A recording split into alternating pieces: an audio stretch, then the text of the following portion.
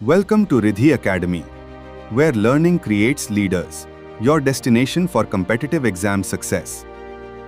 Learn today, lead tomorrow. BHIC 112 1605 से 1750 ईस्वी। इसमें लिखने का तरीका है, पहले उत्तर की शुरुआत परिचय से कीजिए, फिर मुख्य बिंदु और अंत में निष्कर्ष। पहला प्रश्न है इसमें, 17वीं-18वीं सदी में भारत के इतिहास के अध्ययन के लिए क्षेत्रीय स्रोतों के महत्व का मूल्यांकन कीजिए। सबसे पहले हम इसके परिचय को देखेंगे। 17वीं-18वीं सदी में मुगल साम्राज्य के कमजोर होने के साथ अनेक क्षेत्रीय शक्तियां उभरी। इनके इतिहास को समझने के लिए क्षेत्रीय स्रोत बहुत महत्वपूर्ण हैं। मुख्य बिंदु है इनके, स्थानीय इतिहास की जानकारी। स्थानीय इतिहास की जानकारी में क्षेत्रीय राज्यों की राजनीति का विवरण मिलता है। स्थानीय इतिहास की जानकारी में स्थानीय शासकों की नीतियां ज्ञात होती हैं।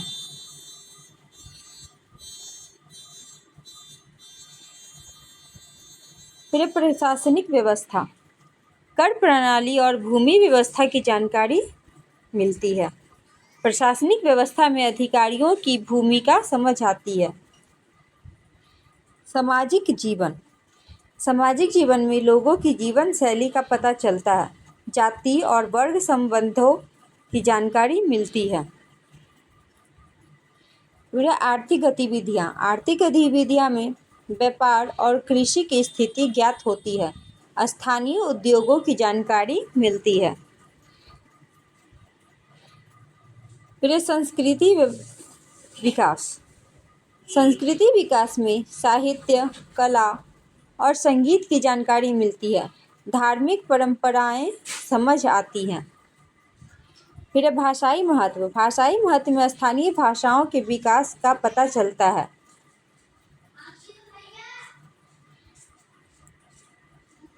इतिहास की सटीकता, मुगल स्रोतों की सीमाओं को पूरा करते हैं। अंत में है निष्कर्ष, निष्कर्ष यानी कि क्षेत्रीय स्रोत भारतीय इतिहास को अधिक व्यापक और संतुलित रूप प्रस्तुत करते हैं। प्रश्न 2, दूसरे प्रश्न में 17वीं सदी में मुगल मराठा संबंध की समीक्षा कीजिए। इसका सबसे हम परिचय देखेंगे।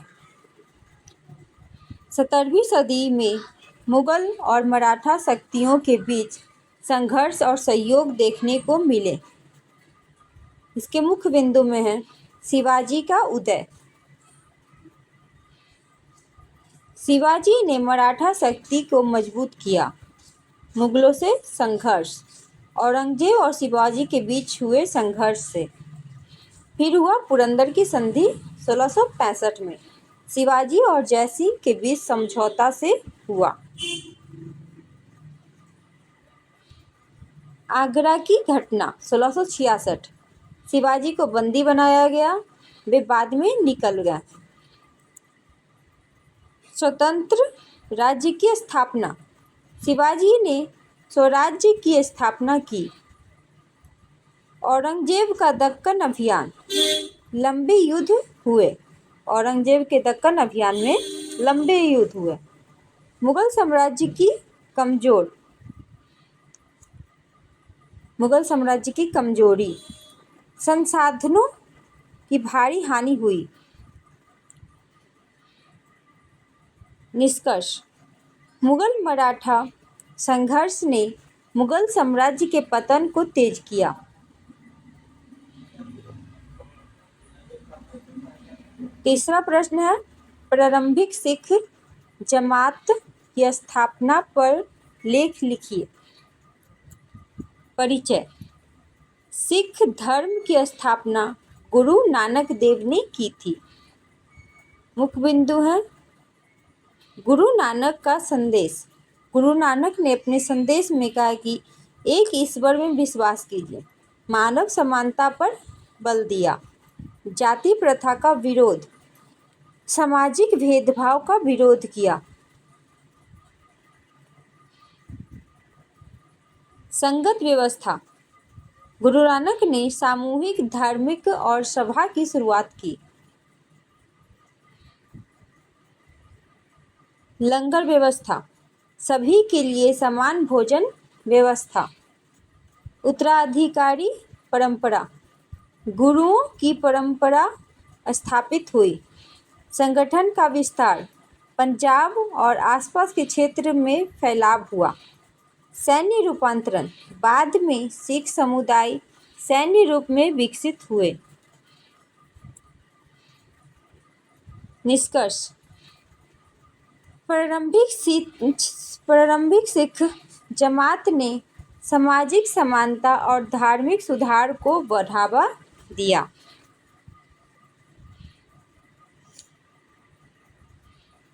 प्रश्न संख्या 4, संक्षिप्त टिप्पणी। अब हमें टिप्पणी लिखना है। टिप्पणी में पहला है एंग्लो डच। एंग्लो डच के बारे में अब हम लोग जानेंगे। परिचय में है इसका, अंग्रेजों और डचों के बीच व्यापारिक प्रतिस्पर्धा थी। मुख्य बिंदु, दोनों यूरोपीय व्यापारिक शक्तियां थीं। मसाला व्यापार पर नियंत्रण चाहते थे। कई युद्ध हुए। अंग्रेज धीरे धीरे कमजोर हुए। भारत में अंग्रेज का प्रभाव बढ़ा।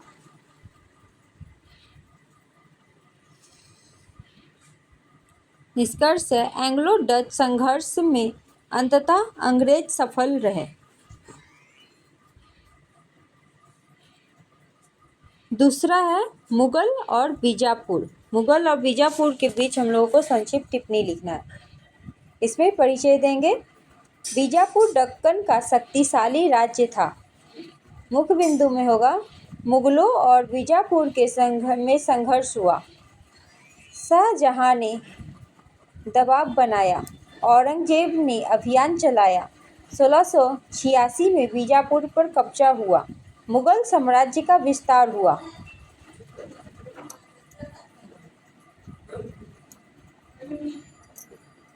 निष्कर्ष, बीजापुर की हार से दक्कन पर मुगल प्रभाव बढ़ा। तीसरा टिप्पणी है, मुगल भारत में सूत उत्पादन। मुगल काल में कपड़ा उद्योग अत्यंत विकसित हुआ था। सूती कपड़े प्रसिद्ध थे। बंगाल प्रमुख केंद्र था। गुजरात महत्वपूर्ण था। विदेशी व्यापार बढ़ा। बड़ी मात्रा में निर्यात हुआ। निष्कर्ष निकला कि सूती उत्पादन भारतीय अर्थव्यवस्था का महत्वपूर्ण आधार था।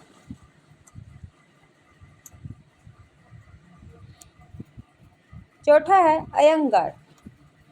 अयंगार दक्षिण भारत का वैष्णव धार्मिक समुदाय है। रामानुजाचार्य से प्रभावित है। विष्णु भक्ति पर जोर देते हैं। सामाजिक सुधारों को बढ़ावा देते हैं। मंदिर संस्कृति विकसित हुई।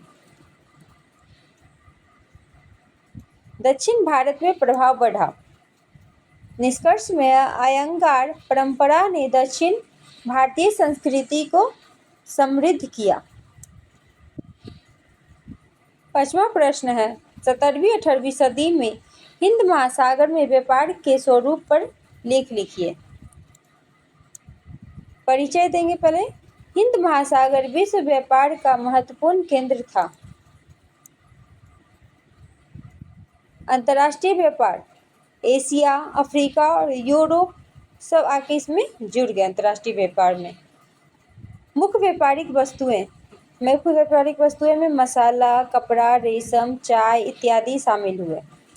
भारतीय बंदरगाह में सूरत, मद्रास, बंगाल इत्यादि महत्वपूर्ण बंदरगाह थे। यूरोपीय कंपनियां, अंग्रेज, डच, फ्रांसीसी सक्रिय थे। समुद्री मार्गों का विस्तार, व्यापार तेजी से हुआ। आर्थिक विकास, भारत को लाभ हुआ। राजनीति प्रभाव, विदेशी हस्तक्षेप बढ़ा। निष्कर्ष है, हिंद महासागर व्यापार ने भारत की अर्थव्यवस्था और राजनीति को प्रभावित किया। प्रश्न संख्या 6 इसमें है, दक्षिण चित्रकला पर लेख लिखिए। परिचय। दक्षिण भारत में अनेक चित्र शैलियाँ विकसित हुई। मुख्य बिंदु है मंदिर आधारित चित्रकला। मंदिर आधारित चित्रकला में धार्मिक विषय प्रमुख थे। नायक शैली भित्ति चित्र प्रसिद्ध हुए। तंजावुर चित्रकला सोने का प्रयोग किया गया। प्राकृतिक रंगों का उपयोग टिकाऊ चित्र बनाए गए। धार्मिक कथाएं रामायण महाभारत दर्शाए गए। राजकीय संरक्षण शासकों ने संरक्षण दिया। संस्कृति महत्व कला का विकास हुआ।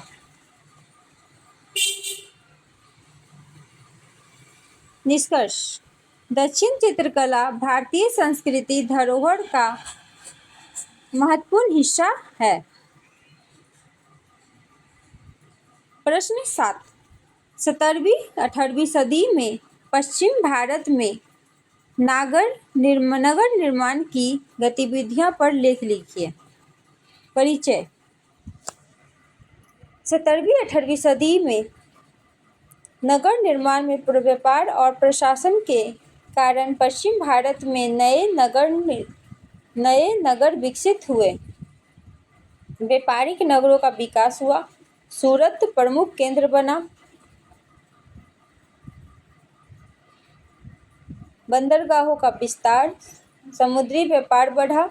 मराठा प्रभाव नए प्रशासनिक केंद्र बने। बाजारों का निर्माण। आर्थिक गतिविधियां बढ़ी। सड़क निर्माण।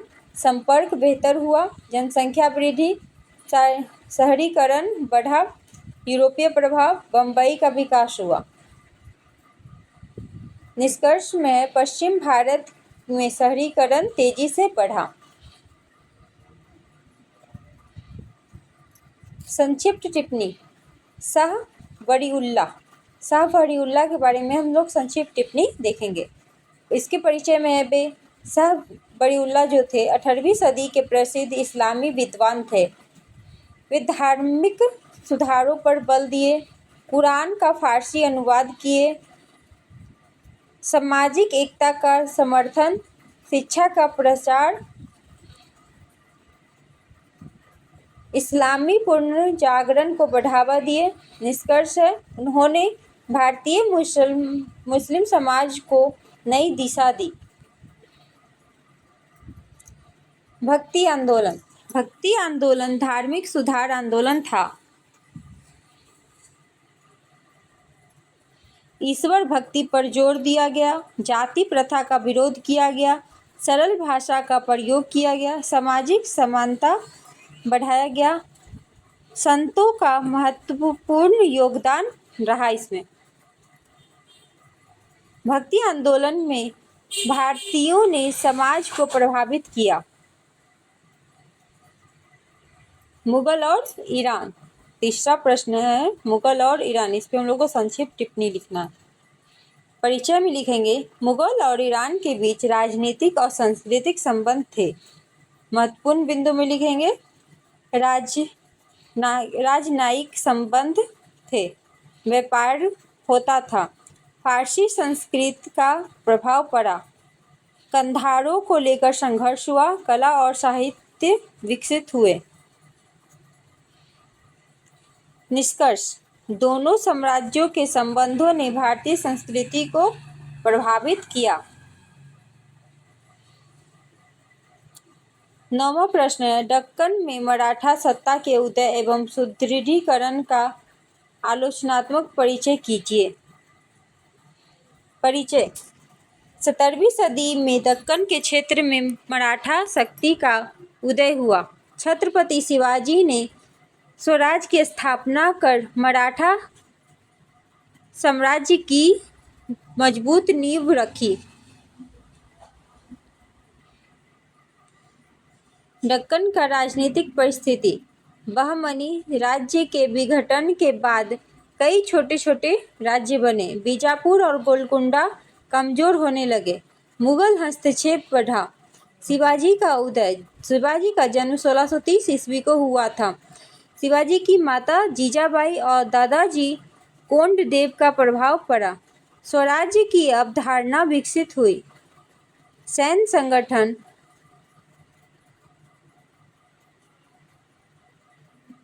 गोलिला युद्ध नीति अपनाई गई। किलों पर नियंत्रण स्थापित किया गया। तेज और प्रभावी सेना बनाई। प्रशासनिक व्यवस्था, अष्टप्रधान परिषद बनाई। राजस्व व्यवस्था को व्यवस्थित किया। स्थानीय प्रशासन मजबूत किया।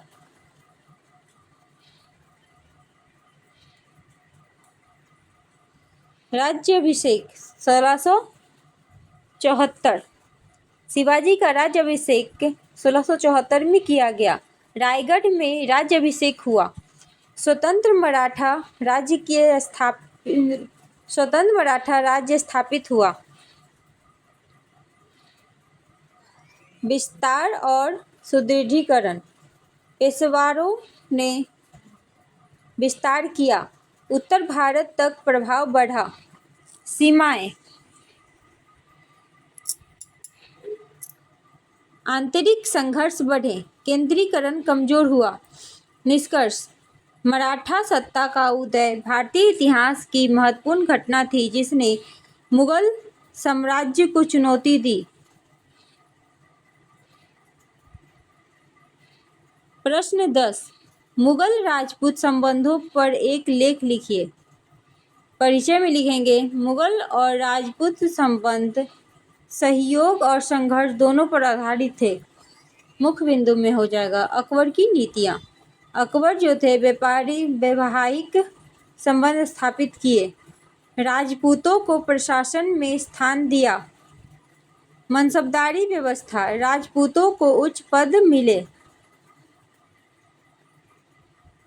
सैन्य सहयोग, साम्राज्य विस्तार में योगदान दिया गया। सांस्कृतिक समन्वय, कला और स्थापत्य का विकास हुआ। जहांगीर और शाहजहां काल, संबंध सामान्य रहे। औरंगजेब की नीति, औरंगजेब ने धार्मिक कठोरता की नीति अपनाई थी। संबंध खराब हुए थे। परिणाम ये हुए कि विद्रोह बढ़े। मुगल शक्ति कमजोर हुई। निष्कर्ष, संतुलित नीति ने मुगल साम्राज्य को मजबूत किया जबकि कठोर नीति ने उसे कमजोर किया।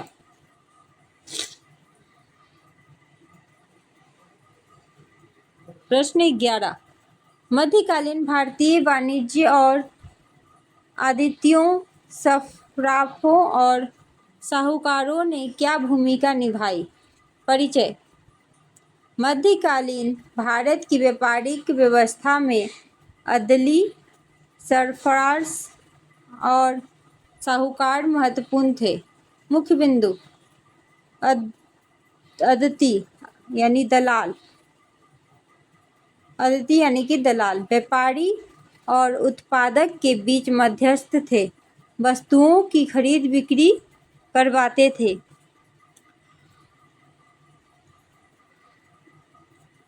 सराफ, मुद्रा विनिमय करते थे। सिक्कों की गुणवत्ता जांचते थे। साहूकार, व्यापारियों को ऋण देते थे। बड़े व्यापार को वित्तीय सहायता देते थे। हुंडी प्रणाली, सुरक्षित भुगतान व्यवस्था थी। व्यापार विस्तार, लंबी दूरी के व्यापार को आसान बनाया। आर्थिक स्थिरता, बाजार व्यवस्था मजबूत हुई। अंतर्राष्ट्रीय व्यापार, विदेशी व्यापार में सहायता मिली। निष्कर्ष, इन तीनों वर्गों ने भारतीय व्यापारिक व्यवस्था की रीढ़ का कार्य किया।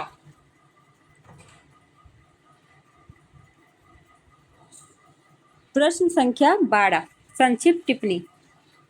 फारसी संस्मरण, फारसी संस्मरण का हम लोग को संक्षिप्त टिप्पणी लिखना है।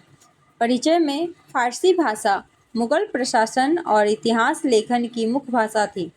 मुख्य बिंदु शासकों के जीवन का विवरण मिला इसमें। प्रशासनिक व्यवस्था की जानकारी मिली। राजनीतिक घटनाओं का विवरण होता है। संस्कृति और समाज का विवरण मिलता है। इतिहास लेखन का महत्वपूर्ण स्रोत है। निष्कर्ष फारसी संस्मरण मध्यकालीन इतिहास के प्रमुख स्रोत हैं। मुगल सिख टकराव का हम लोग को संक्षिप्त परिचय देना है। परिचय मुगल और सिख संबंध समय के साथ संघर्षपूर्ण हो गए। मुख्य बिंदु में गुरु अर्जुन देव को दंड दिया गया। गुरु हरगोविंद ने सैन्य शक्ति विकसित की। गुरु तेग बहादुर का बलिदान हुआ। गुरु गोविंद सिंह ने खालसा पंथ बनाया। संघर्ष बढ़ता गया। निष्कर्ष यह हुआ कि मुगल सिख संघर्ष ने सिख समुदाय को संगठित शक्ति बनाया। तीसरा है वस्त्र उत्पादन पर संक्षिप्त टिप्पणी दीजिए। परिचय मुगल काल में वस्त्र उद्योग अत्यंत विकसित था। मुख्य बिंदु सूती वस्त्र प्रसिद्ध थे। बंगाल प्रमुख केंद्र था। गुजरात महत्वपूर्ण था। विदेशी मांग अधिक थी। निर्यात बढ़ा। निष्कर्ष वस्त्र उद्योग भारतीय अर्थव्यवस्था का उदाहरण था। अंतर्देशीय और स्थानीय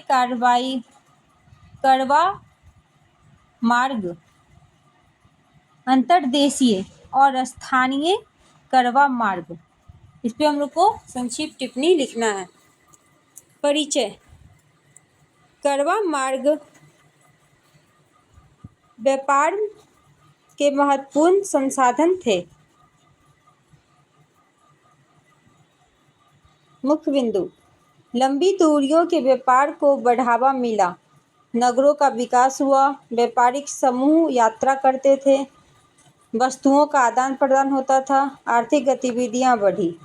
निष्कर्ष करवा मार्गों ने भारत की व्यापारिक व्यवस्था को मजबूत बनाया। प्रश्न संख्या 13 भारत में वैष्णव भक्ति परंपरा की उत्क्रांति एवं वृद्धि पर चर्चा कीजिए। वैष्णव भक्ति का परिचय वैष्णव भक्ति परंपरा भगवान विष्णु की भक्ति पर आधारित धार्मिक आंदोलन था। मुख्य बिंदु में हो जाएगा दक्षिण भारत से शुरुआत हुआ। अलवार संतों ने प्रचार किया। फिर रामानुजा का योगदान। वशिष्ठ द्वैत दर्शन दिया। उत्तर भारत में विस्तार। रामानंद ने प्रचार किया। रामकृष्ण भक्ति का विकास। वल्लभाचार्य और चैतन्य महाप्रभु का योगदान। सरल भक्ति कर्मकांड का विरोध किया। सामाजिक समानता सभी वर्गों को स्थान मिला। सांस्कृतिक प्रभाव साहित्य और संगीत विकसित हुए। निष्कर्ष वैष्णव शक्ति ने भारतीय समाज में एकता और समरसता को बढ़ावा दिया।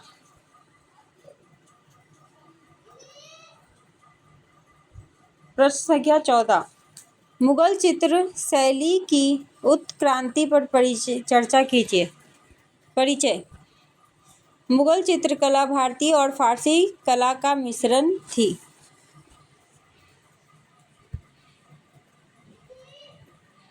मुख्य बिंदु हुमायूं का योगदान। फारसी कलाकारों को भारत लाया गया।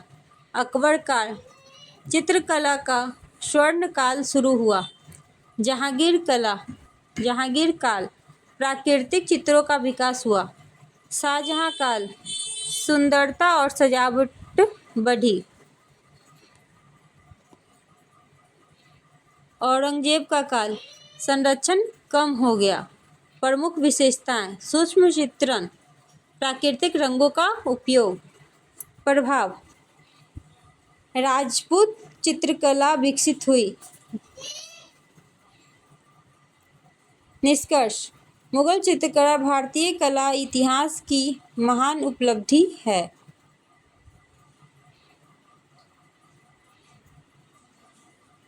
प्रश्न संख्या 15, मुगल दरबार में महिलाओं की भूमिका पर एक लेख लिखिए। परिचय: मुगल महिलाओं ने राजनीति, प्रशासन और संस्कृति में महत्वपूर्ण योगदान दिया। मुख्य बिंदु: नूरजहां प्रशासन में सक्रिय भूमिका निभाई। जहां आरा बेगम सामाजिक कार्य किए। रोशन आरा बेगम राजनीतिक प्रभाव रखती थी। शिक्षा और साहित्य, विद्वानों को संरक्षण दिया। आर्थिक शक्ति, व्यापार और जागीरों का प्रबंधन किया। स्थापत्य योगदान, कई भवनों का निर्माण कराया। सामाजिक योगदान, जन कल्याण कार्य किए। निष्कर्ष: मुगल महिलाओं ने पर्दे के भीतर रहते हुए भी शासन को प्रभावित किया। फिर से है 16 में संक्षिप्त टिप्पणी लिखिए। पहला प्रश्न है, सहस्राब्दी संप्रभुता का विचार। इसके मुख्य बिंदु हैं: धार्मिक आधार पर आदर्श शासन की कल्पना, न्यायपूर्ण शासन पर बल, शासक को ईश्वरीय प्रतिनिधित्व माना गया, सामाजिक व्यवस्था बनाए रखने का प्रयास किया गया, राजनीति वैधता स्थापित हुई।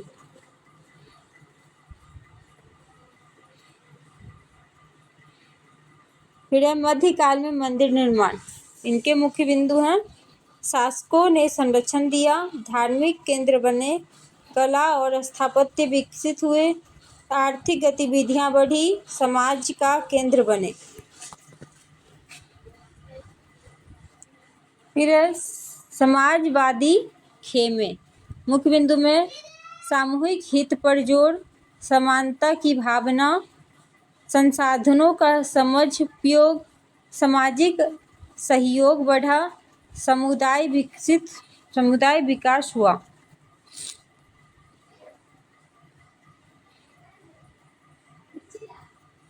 चौथा है किशनगढ़ चित्रकला शैली। मुख्य बिंदु में आ जाएगा राजस्थान में विकसित हुई।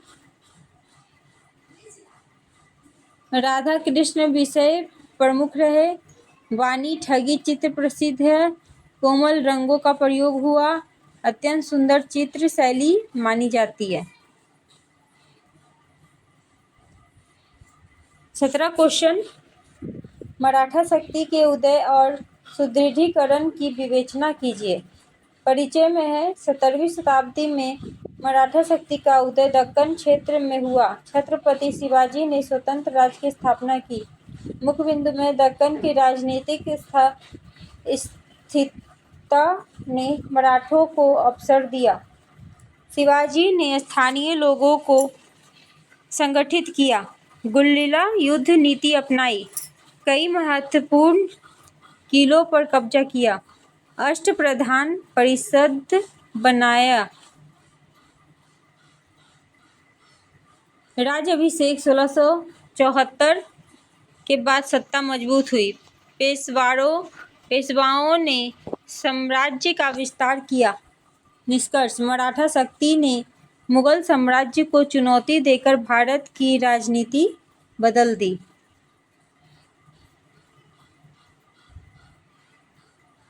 प्रश्न है 18वां, 17वीं-18वीं शताब्दी के दौरान शिल्प उत्पादन की व्यवस्था का वर्णन कीजिए।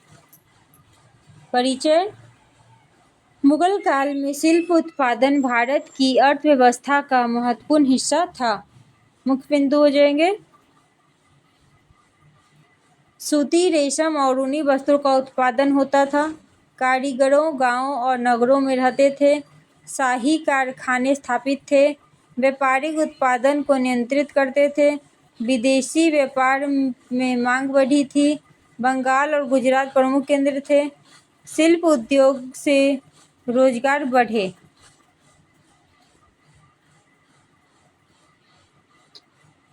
निष्कर्ष: शिल्प उत्पादन ने भारत को विश्व व्यापार में महत्वपूर्ण स्थान दिलाया। क्वेश्चन 19, राजपूतों और मुगलों के बीच संघर्षों का विश्लेषण कीजिए। परिचय: मुगल राजपूत संबंध सहयोग और संघर्ष दोनों पर आधारित थे। मुख्य बिंदु में अकबर ने मित्रता की नीति अपनाई, वैवाहिक संबंध स्थापित किए, राजपूतों को उच्च पद दिए गए, साम्राज्य विस्तार में सहयोग मिला। जहांगीर और शाहजहां के समय संबंध सामान्य रहे। औरंगजेब के समय तनाव बढ़ा। कई राजपूत राज्यों ने विद्रोह किया। निष्कर्ष: मुगल राजपूत संबंधों ने साम्राज्य की मजबूती और कमजोरी दोनों को प्रभावित किए।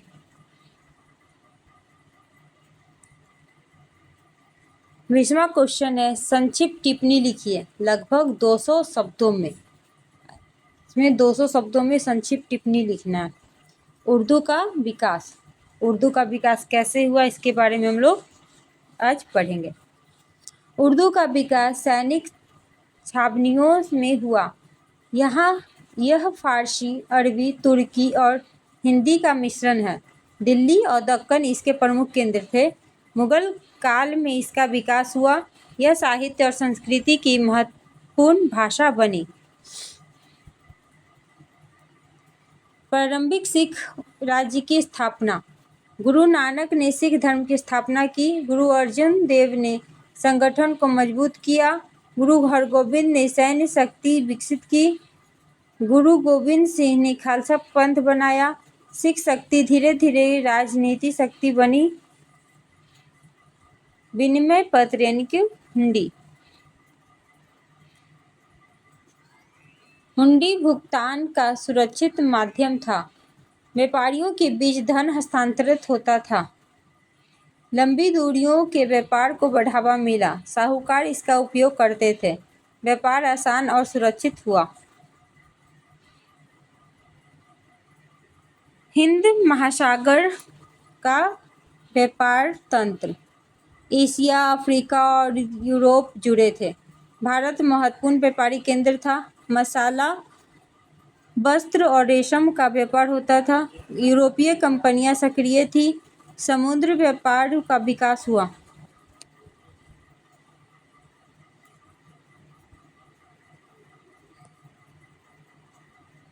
इक्कीसवां 16वीं शताब्दी में वैष्णव शक्ति के विकास को रेखांकित कीजिए। परिचय: वैष्णव भक्ति परंपरा भगवान विष्णु और उनके अवतारों की भक्ति पर आधारित थी। मुख्य बिंदु है, अलवार संतों ने इनकी नींव रखी। रामानुजाचार्य ने विशिष्ट द्वैतवाद सिद्धांत दिए। रामानंद ने उत्तर भारत में प्रचार किया। कृष्ण भक्ति का विस्तार हुआ। चैतन्य महाप्रभु ने योगदान दिया। सामाजिक समानता पर बल दिया। भक्ति साहित्य का विकास हुआ। निष्कर्ष: वैष्णव भक्ति आंदोलन ने समाज में एकता और समरसता बढ़ाई। 22वां क्वेश्चन है, मुगल साम्राज्य के पतन पर विभिन्न मतों का विश्लेषण कीजिए। परिचय: मुगल साम्राज्य का पतन कई कारणों से हुआ। मुख्य बिंदु: औरंगजेब की नीतियां, लंबे युद्ध, आर्थिक संकट, उत्तराधिकार संघर्ष, मराठा शक्ति का उदय, प्रशासनिक कमजोरी, विदेशी हस्तक्षेप बढ़े। निष्कर्ष: मुगल साम्राज्य का पतन अनेक कारणों का संयुक्त परिणाम था। प्रश्न संख्या 23, मुगल के अंतर्गत स्थापत्य कला पर टिप्पणी लिखिए। परिचय: मुगल कला स्थापत्य कला का स्वर्ण युग माना जाता है। मुख्य बिंदु में आ जाएगा लाल पत्थर और संगमरमर का प्रयोग हुआ। विशाल गुंबज बनाए गए। सुंदर बागों का निर्माण हुआ।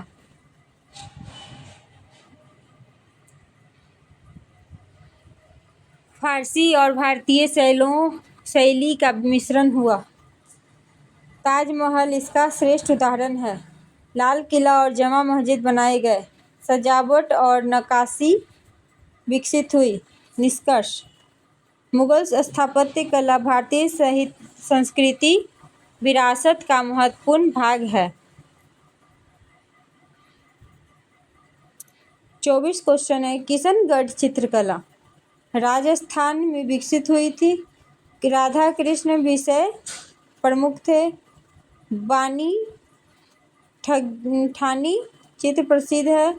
कोमल रंगों का प्रयोग हुआ। सूक्ष्म चित्रण इसकी विशेषता है। मुगल राजदरबार में महिलाएं नूरजहां प्रभावशाली थी।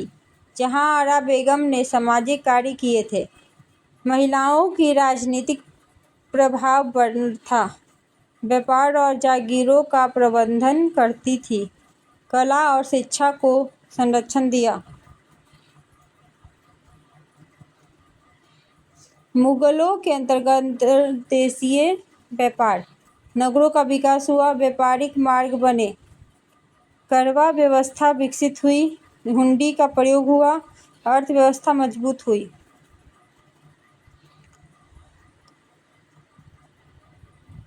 मध्यकाल में यात्रा वृत्तांत यात्रियों ने समाज का वर्णन किया। व्यापार की जानकारी दी। संस्कृति का विवरण दिया। प्रशासन का वर्णन किया।